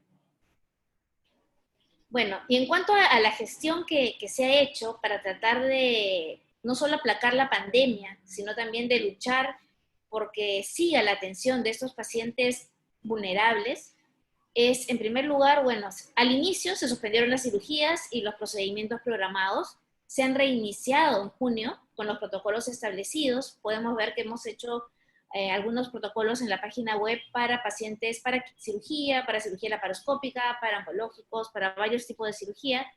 En segundo lugar, al inicio se había suspendido la consulta externa médica y no médica, se reinició desde mayo con la expedición de recetas por 3 meses. Yo creo que este punto fue algo muy importante, porque los centros de atención inmediata, los consultorios, podían entregar solamente atención para 3 días, y por consulta externa usualmente se podía hacer para 3 meses. En este caso se habilitó para 3 meses y en algunos casos especiales para 4 meses. En tercer lugar, el funcionamiento indispensable de las áreas críticas. 4, se activaron las urgencias en las IPS de primer nivel por 24 horas, cosa que no había antes. En quinto lugar, lo que hicimos es la entrega de medicamentos por los CAI. Los CAI no solamente veían la parte de medicina general, sino también se hicieron CAI especializados, de las principales especialidades que congregaban nuestros hospitales, sobre todo nacionales. CAI de reumatología, CAI de neurología, que sobre todo tenían algunos pacientes que requerían atención, y se podía entregar hasta por 3 días, se pudo ampliar hasta por 60 días en CAI, pero con la opción que voy a explicar posteriormente de la entrega a domicilio. En último lugar, bueno, la implementación de estos consultorios de atención inmediata, pero en los 3 niveles de atención. Hasta la fecha hemos visto desde el inicio de abril hasta el día de ayer 360.000 consultas realizadas. Siguiente. Bueno, el incremento de oferta ha sido obviamente proyectado según el crecimiento de la demanda, y como pueden ver, hemos tenido que acudir a muchas de las cosas que justamente nos está sugiriendo la empresa, que es no solo apoyarnos en nosotros, sino apoyarnos también en los privados, apoyarnos en las APPs, apoyarnos en los gobiernos regionales, y hacer sinergia y trabajo junto. Y es de ahí que tenemos un incremento de la oferta importante en muchos lugares. Siguiente. Esta es la infraestructura destinada para COVID propia, por subsector, en total de camas de Hospital General y total de camas UCI. Siguiente. Y acá también hay una parte importante, ¿no? Esta es la oferta propia que tenemos, que es parte de lo que ya es bastante conocido, porque siempre se conversa de esto: camas regulares 9.500, camas de UCI 803, distribuidas por los principales hospitales. Siguiente.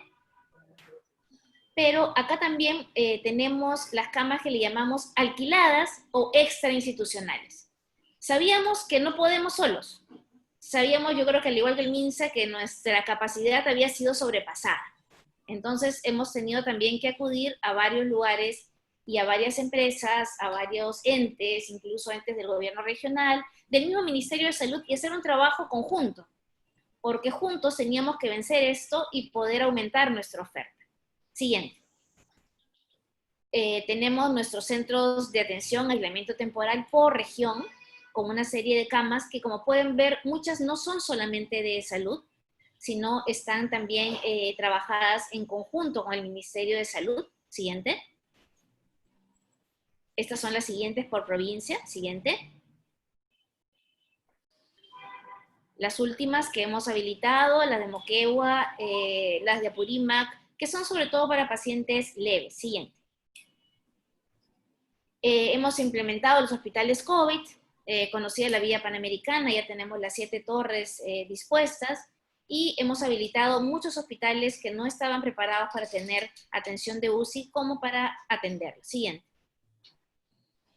Algo que es importante y que también es una respuesta a una de las preguntas que hace la consultora Apoyo es ¿qué pasó con los pacientes crónicos, ¿no? Los pacientes oncológicos? Yo soy oncóloga de profesión, igual que muchos de los colegas, y tenemos ese sesgo, ¿no? Entonces, se creó una alternativa de crear lo que se llaman COP. Si bien es cierto, el nombre parece que fuera un preventorio, porque se llama Centro Oncológico Preventivo, no solamente se dedica a la parte preventiva, sino que también está haciendo la parte recuperativa en cuanto a la parte de consulta externa. Es decir, pacientes que recibían tratamiento oral por cáncer de mama, por cáncer de próstata, están recibiendo atención. Son 4 los que tenemos actualmente, donde hemos tratado de descentralizar la parte de atención oncológica ambulatoria, no quimioterapia que está siguiendo en los hospitales, sino la parte ambulatoria que se había visto restringida. Es cierto, como lo dicen, muchos pacientes no tenían acceso a estos medicamentos, que son recetas que se dan cada 3, cada 4 meses, y hemos abierto 4 centros, uno en el preventorio que teníamos en Larco. La parte de medicina general que figura es porque son pacientes que entran con una sospecha, porque piensan que tiene algo, pero como pueden ver, también tenemos pacientes que son atendidos en las diversas especialidades oncológicas. Siguiente, por favor. El segundo es nuestro famoso CEDI, que es un centro que tenemos acá en la misma sede central, que antes atendía solamente la parte de diabetes e hipertensión. Lo hemos habilitado para que también sirva como prequirúrgico para todos los pacientes oncológicos. Siguiente. El Metropolitano del Callao, que es un centro propio, que se encuentra en el mismo Óvalo de la Perla, es un centro que tiene casi 5 pisos y está dedicado actualmente a hacer las especialidades que también ayudan a la parte oncológica, los gineconcos, la parte de entrega de medicinas, la parte de gastroenterología con procedimientos diagnósticos y terapéuticos. Siguiente. Y el Piazza, que también lo hemos habilitado al 13 de septiembre, ya tenemos casi 283 consultas, es un centro, es el último que hemos aperturado. Siguiente. Y algo importante que también tuvimos que ser creativos, ¿no? Los pacientes no podían llegar a los hospitales, no podíamos tener la cola en los centros, sobre todo en los centros que atendemos tipo PADOMI. Tenemos una gran población de pacientes mayores de 60 años. Lo primero que hicimos fue ampliar el PADOMI, ya no a 60 años, luego a 65, y actualmente tenemos los de PADOMI hasta los 70 años. O sea, desde los 60 años ya pueden atenderse en PADOMI, no solamente lo de 70, lo de 65. Entonces hemos ampliado, en ese caso, la población para que no se acerque, y tenemos nuestra APP que nos ha apoyado en lo que es PADOMI Delivery, que es la entrega de los medicamentos, pero también otras alternativas como farmacia vecina, haciendo convenios con farmacias de barrio, no farmacias que son grandes ligas, sino farmacias pequeñas de barrio, cercana a los domicilios de los pacientes. Hemos aperturado PADOMI Niños también para que los niños no se acerquen a los hospitales y no salgan de sus casas. Eso es importantísimo para nosotros. Siguiente. Y algo que también hemos aprendido de muchos otros países y que ya lo habíamos estado haciendo, pero lo hemos tenido que repotenciar con mucho más personal es la teleconsulta de los pacientes crónicos. Desde marzo de este año se había habilitado un servicio de telemedicina en el Hospital Rabayati, y también en abril se habilitó uno en la Red Lambayeque, en el Hospital Nailam, que era un hospital prácticamente abandonado, y se pusieron especialidades justamente importantes y crónicas: oncología, psiquiatría, oftalmología, gastro, hemato, ¿no? Los pacientes que también tienen atenciones muy crónicas, para poder atenderlos. Siguiente. Y es así como no solamente es importante hacer el monitoreo de los pacientes crónicos, sino que también debemos de atender, y sabemos que se ha dejado de atender a mucha población vulnerable, sobre todo con enfermedades raras y huérfanas. Sin embargo, se ha continuado dando los medicamentos. Los comités farmacoterapéuticos de los hospitales, si bien es cierto, no hacen una evaluación de tecnologías, son los que autorizan. Han sido también objeto de enfermedad, también han estado enfermos, se han tenido que reconformar de forma muy rápida para poder continuar surtiendo los medicamentos, dispensando los medicamentos para estos pacientes crónicos. Y también el PADOMI ha hecho la parte de telemedicina con la parte de videollamadas.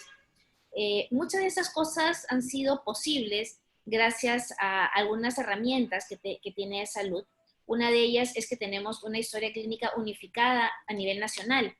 Tenemos un sistema de historia electrónica que nos permite tener la misma información, sea donde sea que vaya el paciente. Es el ESI.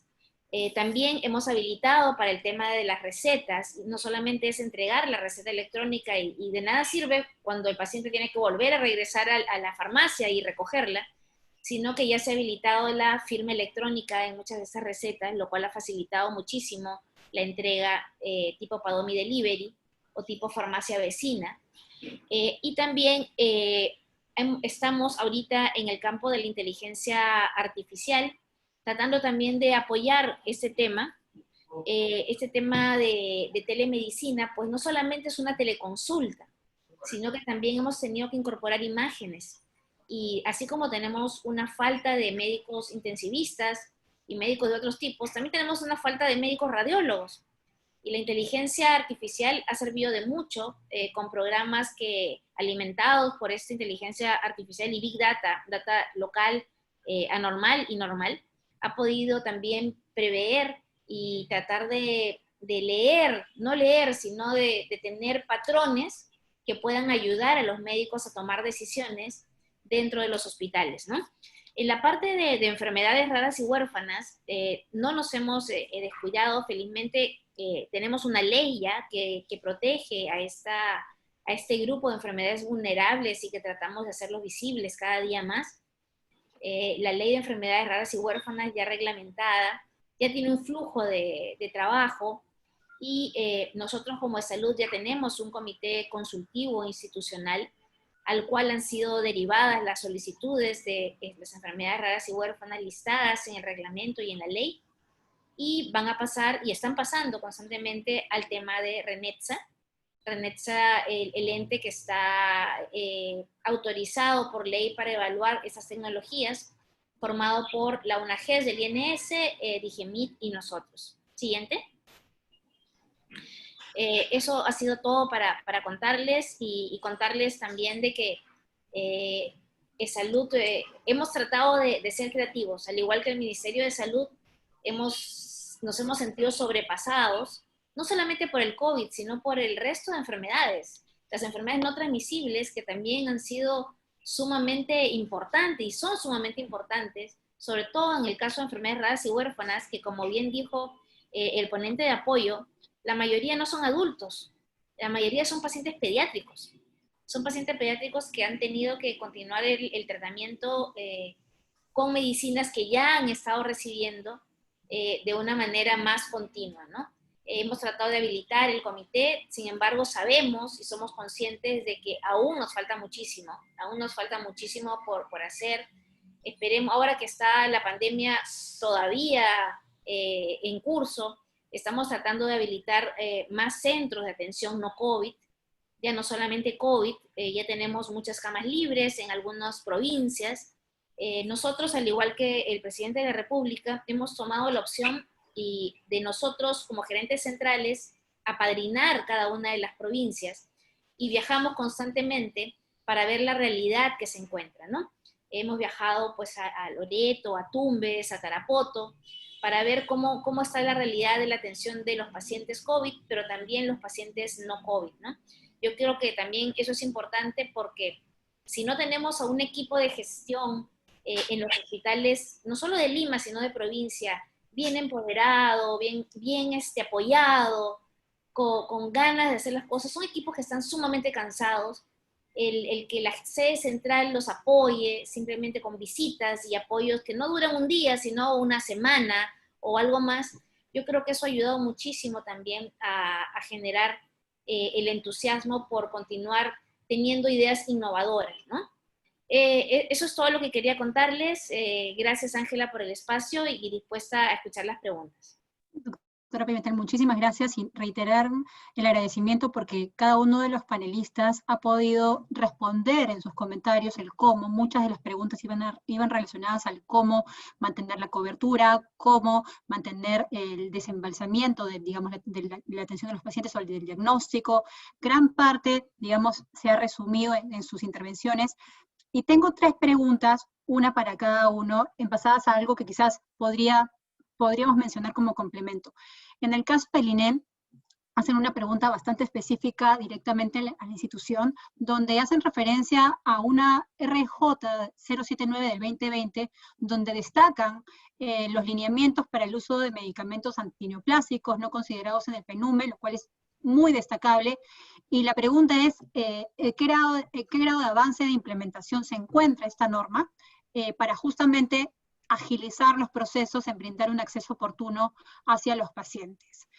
Esta pregunta va para el doctor Payet. La segunda pregunta va para la doctora Pimentel, quien ya ha reflexionado justamente en un tema de qué cosas adicionales a las que ya están haciendo en términos de telemedicina, en términos de cobertura, en términos de pacientes oncológicos y enfermedades huérfanas, qué mecanismos innovadores en materia de financiamiento. Sabemos que salud no recibe recursos del Tesoro adicionales, pueden darse cabida para justamente mantener esa calidad de prestación en los asegurados, mirando ya hacia el próximo año, quizás como medidas innovadoras, quizás modelos innovadores de financiamiento, de acceso que puedan ser implementados a partir de pilotos innovadores conjuntamente con el soporte del sector privado o la academia.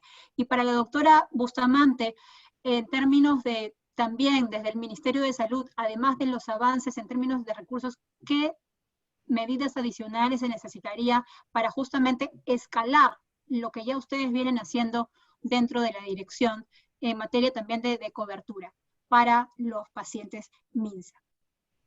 Si podemos empezar con el doctor Payet, por favor. Ya, ok, muchas gracias por la pregunta. Bueno, saludar a Reina y a Patricia por sus lindas presentaciones. Cómo me hubiera gustado tener yo los minutos también para presentar, pero me dijeron que solamente respondiera preguntas. Así que, Ángela, protesto. Pero bueno, efectivamente, a fines del año pasado, estábamos en septiembre y teníamos una dificultad muy grande para ejecutar para solucionar los problemas que tenían nuestros pacientes oncológicos, ya que teníamos un gran número de pacientes que no estaban en el Petitorio Nacional de Medicamentos, es decir, medicamentos no PNUME. Y dentro de ello se perdía la oportunidad de tratar pacientes oncológicos con la línea de medicamentos de alto costo, en la lógica de medicamentos de alto costo. Así que con el apoyo del Ministerio de Salud, la norma había cambiado en 2 o 3 ocasiones, diferentes resoluciones ministeriales, en la cual se decía de que debería que ser esto aprobado por guías de práctica clínica y mediante un sistema de una solamente autorización a través del Instituto Nacional de Salud. Así que lo que creamos en esa misma línea de pensamiento, lo que hicimos fue crear el Comité de Tecnología Sanitaria dentro del Instituto y hicimos nuestros documentos técnicos y guías de práctica clínica, y de esa forma pudimos considerar dentro de los medicamentos, dentro del Petitorio Nacional de Medicamentos, una serie de medicamentos que han sido viniéndose ejecutando en nuestros pacientes. Quiere decir que los pacientes del Seguro Integral de Salud, los pacientes CIS con diagnósticos oncológicos, tienen la oportunidad de beneficiarse de estas formas de terapia, principalmente para cáncer de la mama, cáncer colorectal, cáncer de pulmón, etc., dentro de la lógica del aseguramiento para este grupo de pacientes. Evidentemente, durante la pandemia también, ya algo mencionó el señor Figalo, si no me equivoco, el de apoyo, hizo un cálculo sobre cómo iba a repercutir eso en nuestros pacientes. Y claro, así que nosotros hemos hecho un sistema en este momento bastante bien interesante en la lógica de distribuir a nuestros pacientes los medicamentos y apoyar a los IRENES.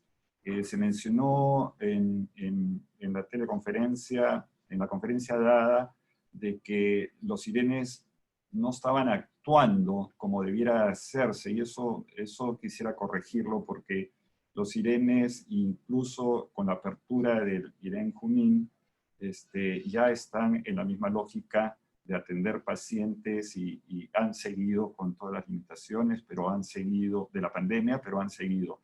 Así que, utilizando el sistema de CIENMECRO, hemos establecido una ruta para que los pacientes oncológicos de las regiones, y en un intercambio prestacional a través del CIS, el Instituto Nacional de Enfermedades Neoplásicas distribuye, envía medicamentos, inclusive los no PNUME, para que puedan ellos recibirlos. A través de una teleconsulta, ¿no? Una teleconsulta y un sistema de gestión con el CIS. De acuerdo. Muy clara la respuesta y las precisiones del doctor Payet. Doctora Bustamante, si me puede escuchar la segunda pregunta. Claro, sí, sobre coberturas, cómo mejorar las coberturas. Mire, en realidad yo tengo que agradecerles esta teleconferencia, porque esta es una de las medidas como que vamos a también a favorecer digamos, la ampliación de cobertura de nuestros pacientes, porque cuando nos escuchan nuestros profesionales de la salud, obviamente van a ver que desde el ministerio, que a veces piensan de que como que estamos pasmados, estamos trabajando para que justamente tengan mejores servicios, ¿no? Y en ese sentido, nosotros nos toca articular dentro del mismo sector, como por ejemplo la Dirección General de Operaciones en Salud, porque de ellos depende básicamente lo que son servicios, ¿no? Nosotros, con todo el apoyo que les podamos brindar, lo que es en las asistencias técnicas, y durante todo este tiempo, y vamos a seguir permanentemente con ellos para poder mejorar los servicios. ¿Qué quiere decir? Que tenemos que impulsar los proyectos de inversión pública para mejorar su infraestructura, el equipamiento y obviamente el recurso humano. Eso es creo que es más que un reto, es una obligación, ¿no? Lamentablemente, muchos de nuestros hospitales ya están, ya tienen el tiempo de vida media, han pasado los 30 años, o sea, ya deberían estar con nueva infraestructura. Y bueno, es un reto para ambos, trabajar desde donde están. Queremos hacer justamente un curso también virtual, en el sentido de que tengan, aunque sea la idea, como lluvia de ideas, de qué es lo que les falta, y desde acá hacer la articulación correspondiente con la Dirección de Infraestructura para mejorar nuestros servicios. Si es que vamos a aprovechar la pandemia y debemos hacerlo, es justamente para mejorar los servicios de salud. En ese sentido, creo que a nadie nadie va a poner en duda de que se debe de priorizar salud y educación, ¿no? Creo que un pueblo educado sabe sus derechos y obligaciones, y un pueblo con salud va a rendir económicamente y va a poder ofrecer lo mejor como persona. Y entonces nuestro compromiso con todos los establecimientos, la descentralización, tenemos que lograrlo porque en esta pandemia hemos visto muchas dificultades para los pacientes que son de las regiones y que tienen que atenderse en Lima, y eso es consecuencia de la centralización. En ese sentido, los IRENES, por supuesto, que están dentro de del apoyo que nos han brindado en todo este tiempo, ¿no? En Arequipa han sido una fortaleza, en el IREN Centro también es otra fortaleza para la macrorregión centro, y los hospitales que están dentro de esas regiones también, porque finalmente se comportan como una macrorregión que debe trabajar en forma unificada, ¿no? Y nosotros eso es lo que queremos reforzar, que los servicios se descentralicen, y bueno, y el Lima siempre va a ser un soporte para lo más complejo, porque lamentablemente seguimos todavía muy centralizados, ¿no? Pero eso es un reto realmente, mejorar la infraestructura, mejorar el recurso humano, mejorar nuestro sistema de salud en realidad. Muchas gracias, doctora Bustamante. Doctora Pimentel. Bueno, vuelvo a sacar la máscara, que dejen de entrar.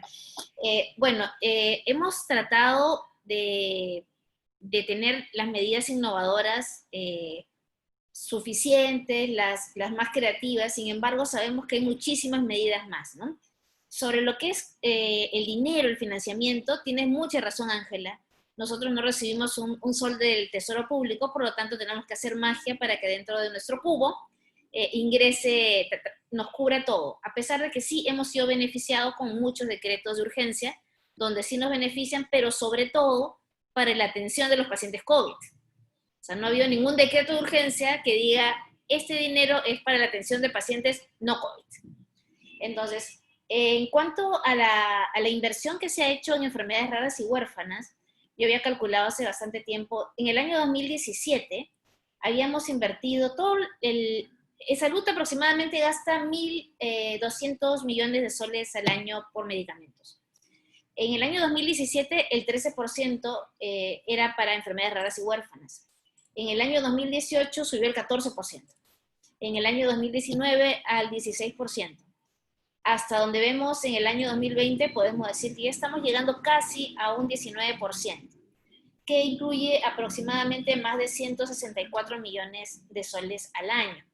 En cuanto a la parte oncológica, estamos gastando aproximadamente 114 millones de soles. Modelos innovadores que nos faltan, yo creo que, Ángela, de repente ya estás cansado de escucharme con mi proyecto de riesgo compartido. Lo he explicado a 1000 personas y nadie me hace caso, pero el proyecto de riesgo compartido para estas enfermedades raras y huérfanas, que se presentó como proyecto de ley a diversos momentos del Congreso, a diversas autoridades, tiene varias alternativas, ¿no? Riesgo compartido se puede hacer por volumen, se puede hacer por objetivo, por complejidad y por resultados. Nosotros creemos que el pago por resultados en enfermedades raras y huérfanas es lo que más nos conviene, puesto que reduce primero la incertidumbre en cuanto a la terapéutica, es un pago condicionado a resultados clínicos, pero también es más sencillo de hacer si comparamos con lo evaluado en los otros países, ¿no? Estados Unidos tiene otro sistema de trabajo, el Reino Unido tiene otro sistema también, acuerdo de cobertura incluso por volumen o por otros tipos, pero el acuerdo de pago de riesgo compartido, de pago por objetivos, yo creo que sería una propuesta innovadora que beneficiaría muchísimo a los pacientes que tienen enfermedades raras y huérfanas, muy aparte de la ley y del reglamento y de todo lo que eso conlleva. Finalmente es un fondo que se mantiene en el cubo. Cada vez que entra un dinero o entra una tecnología nueva, tenemos que dejar de hacer algo, ¿no? Tenemos que dejar de hacer un hospital, dejar de contratar gente, y no se trata de eso, ¿no? Se trata de tener un fondo, finalmente, que es el objetivo y que siempre lo hemos planteado, un fondo como país para estas enfermedades raras y huérfanas, que son algunas son sumamente costosas, no todas son muy costosas. Cuando hablamos con la Asociación de Enfermedades nos dicen, no todo es medicamento, también es rehabilitación, es atención en la casa, son muchas otras cosas que van muy aparte de los medicamentos. Entonces, la propuesta innovadora que nos quedaría hacer y que estamos haciendo, aparte de las villas, ya tenemos 21 villas trabajando con casi 4.608 camas a nivel nacional, Yo creo que una propuesta innovadora para no solamente tratar COVID, sino no dejar desatendida a esta población vulnerable y que queremos visibilizar constantemente, es la propuesta de riesgo compartido, de la cual me orientaría mucho más hacia el pago por resultados, ¿no? Yo creo que esa sería una opción, me parece interesante para el país, o interesante para los pacientes, interesante para la industria, algo que se abriría, pero que involucraría un cambio en la ley de contrataciones del Estado. Ese cambio en la ley de contrataciones del Estado, que ya se está dando por algunos temas adicionales, por el tema de la vacuna, yo creo que es un buen momento para incluirlos. Acordémonos también que ya empezó el proceso del PNUME 2020. El proceso del PNUME 2020 ha iniciado de una manera un poco extraña, primera vez que hacemos este proceso por vía Zoom, lo cual es muy extraño. Pero tenemos, por ejemplo, en este caso, la parte oncológica del INEN, la parte de los IRENES, han pedido también una serie de medicamentos que son bastantes, casi igual que nosotros. Y el objetivo es ese, ¿no? Tratar de que ingresen al PNUME. El PNUME no debe ser un tope. Eso es lo que debemos de quitarnos de la cabeza. No es un tope el PNUME. El PNUME es una base. Es lo mínimo que tenemos que tener. Tenemos que tener más. Nosotros hemos pedido 136 medicamentos, pero para todas las enfermedades. Tenemos al INEN que ha pedido casi 40 medicamentos solo para oncología. Y estoy segura que nosotros hemos pedido casi igual para oncología. IREN Centro ha pedido 9. Ya, si juntamos todo, probablemente sean los mismos medicamentos que estamos pidiendo todos. Lo que queremos es que se evalúen, y si bien es cierto, el PNUME de por sí ya dejó de ser esencial, porque un PNUME es algo que tiene que estar en todas las farmacias, y si tenemos en cuenta que nuestro PNUME tiene, por ejemplo, cetuximab, yo no voy a esperar que la farmacia de barrio tenga cetuximab de stock. Entonces, ya cambiémosle el nombre, es un petitorio básico que tenemos que tener. En algún momento lo ingresaron al PNUME, pero no podemos dejar de pensar en que tenemos que seguir haciendo crecer el PNUME. El objetivo no es achicar nuestros petitorios, ni del INEN, ni de ningún hospital. Tenemos que crecer. Tenemos que crecer no solamente a costa de medicamentos por fuera del petitorio, que también incluye una serie de documentación que el médico tiene que hacer, sino también a costa de que deben estar incluidos en el PNUME, medicamentos básicos para el cáncer de mama, para cánceres súper frecuentes, deberían de estar incluidos en el PNUME. Y esa es la esperanza que tenemos dentro de esto, ¿no? Como propuesta innovadora, obviamente, priorizar los medicamentos oncológicos, enfermedades crónicas, enfermedades raras y huérfanas, y también la propuesta de riesgo compartido, que ya sabes, Ángela, que yo soy una hincha de esa propuesta, y espero que en algún momento, de repente alguien que tenga una iniciativa legislativa diferente a nosotros, lo pueda presentar y con mucha mejor onda pueda ser recibido, ¿no? Espero que se haya podido contestar la pregunta. Muchas gracias. Ángela. Sí, doctor. Muchísimas gracias, doctora Pimentel, y gracias por su respuesta. Creo que el doctor Payet quiere hacer alguna acotación. Sí, Patricia ha tocado el tema y ha puesto el dedo ahí en la llaga y estoy totalmente de acuerdo en el concepto. Yo creo que el concepto de presupuesto por resultado debe conceptuarse tal como lo ha dicho, es decir, el valor de la droga tiene que establecerse basado en el resultado. Es decir, y esto, el pago por resultado es el concepto como un método para mejorar la eficiencia, incrementar el valor del dinero, es decir, facilita la elección y es un concepto de innovación y calidad. Es decir, los programas por presupuesto por resultado, pues hay que, el concepto, definitivamente queremos que continúen todos nuestros programas. Sin embargo, el valor de la droga está influenciado solamente por múltiples factores, en la frecuencia de recuperación, en la frecuencia del uso, en el concepto de social, hay que establecer el método, como repito, que muestre y mida la eficiencia. El concepto del valor de la droga debe estar, el precio de la droga tiene que estar en el centro, pero influenciado en un árbol, en realidad, evaluándose todos los conceptos de recuperación, de aplicación y de medida. Creo que Patricia ha puntualizado este concepto que nosotros también ya lo habíamos mencionado en un conversatorio que Videnza hizo en el año pasado, si no me equivoco. Es muy importante.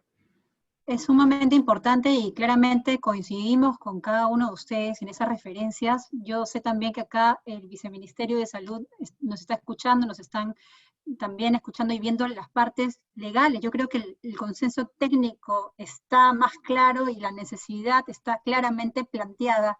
Y el cómo a nivel normativo, lo que siempre se tiene que trabajar de manera transparente, tiene que ser puesto ya sobre la mesa, y creo que con una hoja de ruta bien clara, donde todos los actores tengan obviamente que participar y opinar sobre esto, es la mejor manera de poderlo llevar a cabo y concretarlo.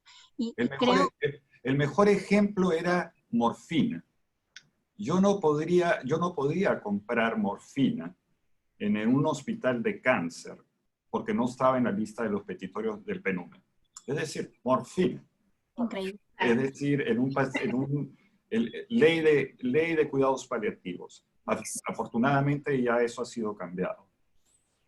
Totalmente. Esa simplificación administrativa, que claramente va acompañada de una evaluación de tecnología sanitaria sumamente con evidencia rigurosa, es lo que necesitamos, creo que todos, para mantener esa claridad y poniendo al paciente en el centro del debate, y con eso, nuevamente, incorporaremos todas sus recomendaciones en esta hoja de ruta técnica que vamos a elaborar, la vamos a distribuir, y con ello también tratar de justamente hacer el advocacy adecuado a los actores que tienen que tomar las decisiones correspondientes. OCE, por ejemplo, el MEF, donde ya entiendo también se ha podido socializar este tipo de mecanismos que son actores relevantes que prestan la opinión técnica para poder justamente darle la tranquilidad al funcionario público de salud en poder justamente incorporar e implementar ese tipo de iniciativas que no existen todavía en nuestro país. Muchísimas gracias. Quería dar una pequeña opinión. Sí. En realidad, lo que Patricia nos menciona es realmente eso se practica en España, en países europeos, y tiene que ver mucho con, bueno, ahí tienen un sistema único, ¿no?, de salud, o sea, no está fraccionado ni segmentado. Entonces ahí el Estado es que incorpora esas tecnologías nuevas, y obviamente el beneficiado es la persona, ¿no? Y en ese sentido es que la atención justamente iría en lo que debe ser centralizado a la atención de la persona, ¿no? Y yo creo que en ese sentido, haciendo la evaluación pertinente, creo que nadie se podría oponer, ¿no?, favorecer con las nuevas tecnologías, ¿no? En ese sentido, yo creo que la hoja de ruta que se piensa como recomendación sería pertinente, y creo que una de las cosas que tenemos como pendiente es tener un sistema único de salud, donde no interese quién lo paga, sino que el paciente se vea beneficiado con la atención y que sea de la mejor calidad. De acuerdo, doctora, y con ese compromiso nos quedamos. Quiero agradecerles nuevamente y también dar el pase a las palabras de cierre de la presidenta de la FARPE, nuestra presidenta Valeria Quisca. Muchas gracias, Valeria, muchas gracias a todos. Muchísimas gracias a todos, muchísimas gracias por las exposiciones, la verdad que puntos de vista muy interesantes. Yo creo que nos han dejado datos, por un lado preocupantes, pero por otro lado también el compromiso de todos para ver cómo nos vamos a comportar de aquí en adelante. Yo creo que efectivamente en nuestro país todo lo que requiere, o sea, las enfermedades crónicas y complejas requieren realmente de tratamientos que puedan acompañar a la persona, a veces tratamientos innovadores que pueden ser su única esperanza de vida. Y efectivamente el tema de esta pandemia que redujo la capacidad de respuesta y ha hecho que muchos pacientes no reciban una atención médica adecuada en los últimos meses. Pero también creo que ha demostrado que el trabajo en conjunto entre público y privado realmente ha logrado muchas cosas, y yo creo que temas que han mencionado, como la teleconsulta, temas de infraestructura, temas de logística, de delivery, eso también lo ha demostrado. Dentro de los datos preocupantes que hemos visto, en donde la reducción de atención de pacientes se ha visto en algunos casos hasta el 70%, reducida hasta el 70%, creo que es esencial realmente que nos pongamos a trabajar en ver cómo le vamos a dar continuidad a estos servicios de prevención, diagnóstico y tratamiento para las enfermedades crónicas. Creemos que estamos todos viendo el compromiso de nuestros expositores y cómo realmente hay acuerdos técnicos que ya se hicieron, pero efectivamente esto pone en evidencia que la salud tiene que ser una prioridad y tiene que convertirse en política de Estado. Tiene que ser una política de Estado al más alto nivel. En este momento es donde tenemos la oportunidad, estaban mencionando recién, estamos hablando de un PNUME 2020 que nos da la oportunidad de incorporar más tratamientos. Estamos hablando de sistemas innovadores de financiación, justamente para temas de tratamientos innovadores de alto costo. Hoy tenemos una oportunidad realmente única para ponernos de acuerdo y tener un mejor sistema de salud hacia futuro. Creo que realmente el tema de la inversión en salud es importante. Y dije inversión porque efectivamente es una inversión en salud y no un gasto. Hemos visto en alguna de las diapositivas también cómo Perú tiene todavía un porcentaje mucho menor en porcentaje de su PBI, en 5%, digamos, con respecto a países de la región. Ya no estamos hablando de sistemas de salud en países europeos, sino comparados con nuestra misma región, en donde alcanzan 7 o 10%. De vuelta son decisiones que tenemos que tomar como país. Realmente cada día cuenta para cada paciente y desde el sector privado consideramos que es nuestra responsabilidad reforzar el acceso a tratamientos innovadores para este tipo de enfermedades. Y la verdad que, si bien es muy difícil el rumbo, determinar el rumbo que va a tomar esta pandemia, hay realidades que realmente no dan tregua y tenemos que crear estrategias para retomar esta atención, el tratamiento urgente de este tipo de enfermedades, planes de inmunización. Yo creo que no lo hemos mencionado, pero yo me gustaría mencionarlo porque creo que es muy importante retomar los planes de inmunización, que son los planes de vacunación de nuestros niños y adultos. Tenemos vacunas disponibles en el país y tenemos que realmente retomar esa atención. Y de forma de prevenir además futuros padecimientos. Creo que, bueno, de vuelta, cada día cuenta, es importante, les agradezco muchísimo la presencia a todos, muchas gracias a todos por el compromiso, de nuevo a nuestros panelistas y expositores. Gracias. Muchas gracias a todos, muchas gracias Miguel, y que tengan muy buena tarde, y no se olviden de seguir en el hashtag Cada Día Cuenta, y cualquier propuesta adicional que quieran incorporar también va a ser bienvenida, tomada en cuenta en la nota técnica. Muchísimas gracias. Luego. Miguel, mándenos su conferencia. Claro que sí, claro que sí. Compartamos eso. Compartamos. Claro. Gracias, chao. Gracias. Gracias. Muchas gracias. Chau, chau.